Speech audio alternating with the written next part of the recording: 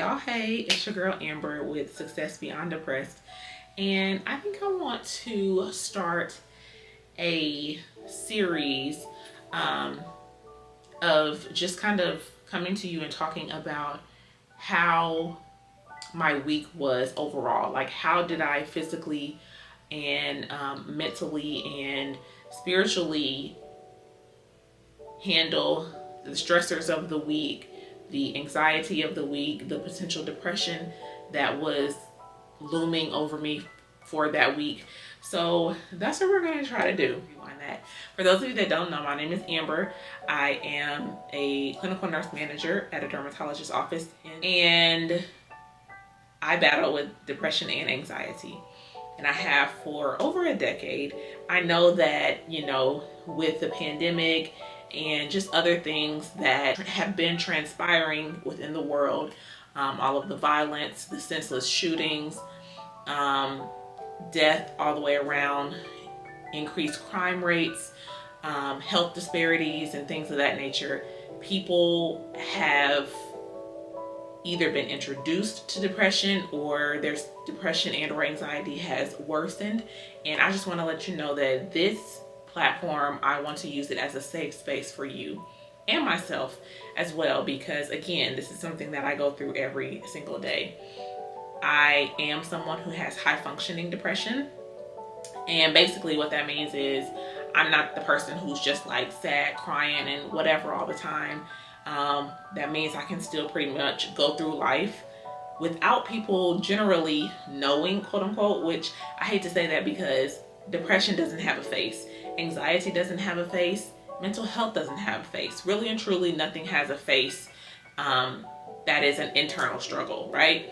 And so I want to share my struggles with you because I know that I'm not the only one going through those struggles, and I want to be as transparent as possible to hopefully help you and or someone that you know just navigate through this thing called life, and to remember that you too can be a successor even beyond depression, which is where that came from. Success beyond depression nor anxiety, neither one of those define me, nor do they define you. Okay, so we just want to be very candid. But for this week's highlights of the week, if you will, because I'm a nurse manager at work, there are a lot of other things that go through my mind than just the regular work tasks of the day. I have to make sure, that things are flowing smoothly, from, patient care to people providing safe practices for themselves and the patients, and so on and so forth. And I just recently got a notice of resignation from one of my employees. And it just hurt my heart because she's very good at what she does. She was a very good asset to the team, and she was a very good member of the team and provided that cohesiveness that we already have. And so it's hard to see her go. However, what does that mean for me, right? It means that I have to go through the entire process of looking at resumes, interviewing people, potentially, bringing them into the office to shadow and see what it's like to actually be a part of our office. And then potentially hire them, hopefully they work out and they stay long term. But if they don't, I have to revisit that process over and over and over and over again until, unfortunately, we find someone that sticks and is a good fit with us. And that was very disheartening. So last weekend, I just was literally dreading this past week at work. And I was just like, oh, it's just going to be such a bad week. It's going to be so busy. Mind you, one of the providers was on vacation the week before that. So her coming back from vacation, me knowing that somebody is about to leave, the math wasn't mathing, okay? Let's just put it like that. The math was not mathing. And I wanted to try to get ahead of the game. But the people above me, my direct supervisors, they were not willing to let that happen. So there's protocol that has to be followed, which I totally understand that. So not knocking them, but it was just kind of frustrating to know that I'm trying to do everything within my power to not have us feel so shorthanded, which is what we will be until we hire someone else. And that was being shot down. So at the end of the week before last, I was just dreading, y'all. When I say dreading, like I stayed in my house the entire weekend because I was like, I gotta get my mind right. I gotta, prepare myself, my being, my body, my mind, my spirit, to handle this upcoming week, which was this past week that we just did. And Sunday night, I don't know what it was. I don't know if I was after I prayed or something. I don't remember what triggered the mindset shift. But I had a mindset shift. And I was like, you know what? No, ma'am. We're not about to do this.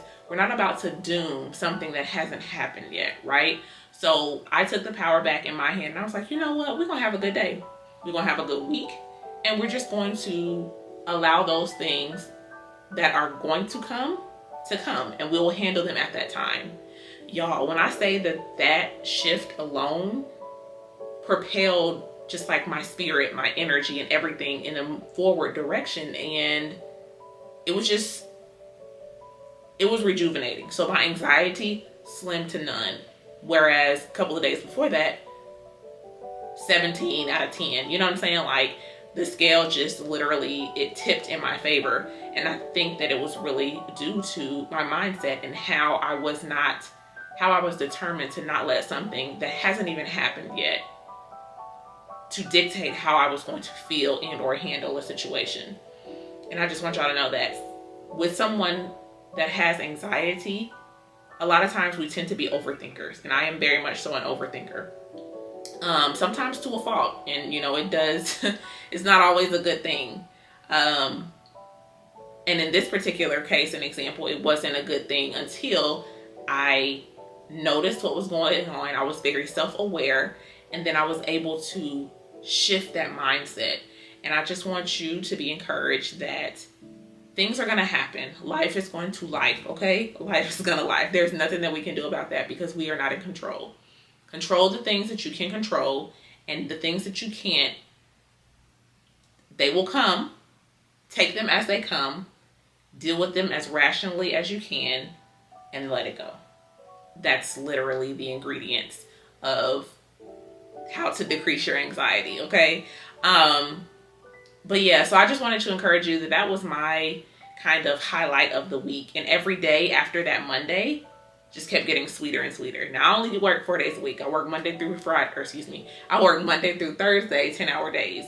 So the closer it got to Friday, the more excited I was, not because it was getting to Friday, but because I made it throughout the week, and I was determined to shift my mindset to a positive, more silver lining aspect rather than to be doomed. Because I promise you, I can almost promise you that if I chose to still stay in the negative and be doomed, if you will, everything that could have gone wrong that week probably would have gone wrong and more.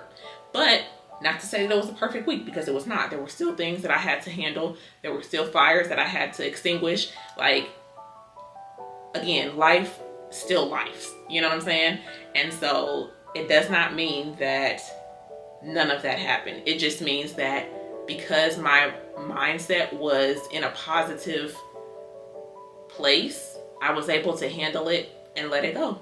I didn't harp on anything negative.